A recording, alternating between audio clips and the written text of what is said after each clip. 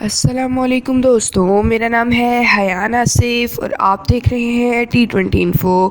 آج کی ویڈیو میں آپ کو ایک ایسی دیوار کے بارے میں بتاؤں گا جو لوگوں کی ضروریات پوری کرتی ہے۔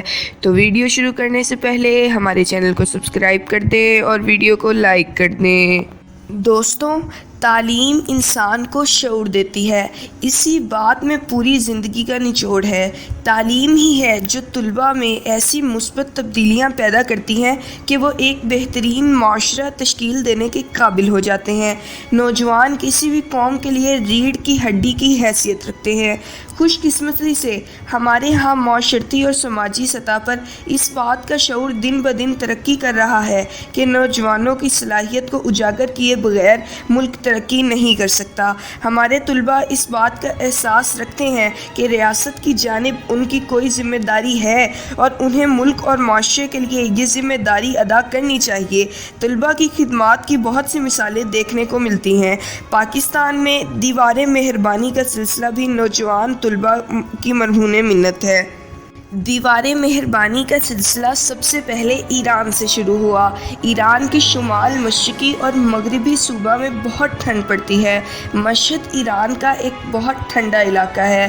ادھر اتنی شدت کی سردی پڑتی ہے کہ غریب شخص جس کے پاس اوڑھنے پہننے کو گرم کپڑے اور کمبل نہ ہو، اس کی زندگی گزارنا تو بہت مشکل ہو جائے گا۔ ایسے میں کسی شخص کے دل میں ان غریب لوگوں کا خیال آیا۔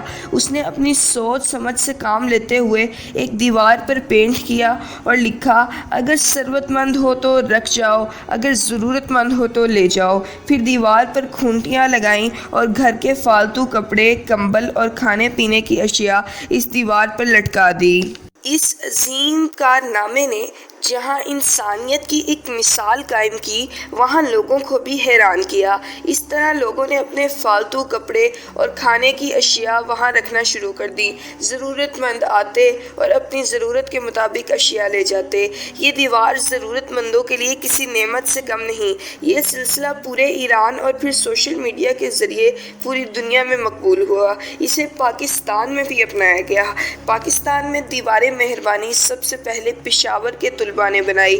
اس کے بعد باقی شہروں جن میں کراچی، لاہور، سیالکوٹ، اسلام آباد، آزاد کشمیر، راولپنڈی، ملتان اور کئی شہروں کے طلباء نے دیوار مہربانی کی بنیاد رکھی۔ نوجوان طلباء نے اپنی اپنی یونیورسٹی میں ایک ٹیم تشکیل دی۔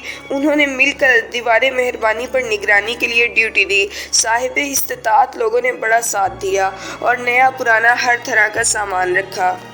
ویورز، اس دیوار کا سب سے بہترین پہلو یہ ہے کہ وہ پردہ پوش لوگ جو سوال نہیں کرتے اور مانگتے ہوئے شرماتے ہیں، وہ خاموشی سے اپنی ضرورت پوری کر سکتے ہیں۔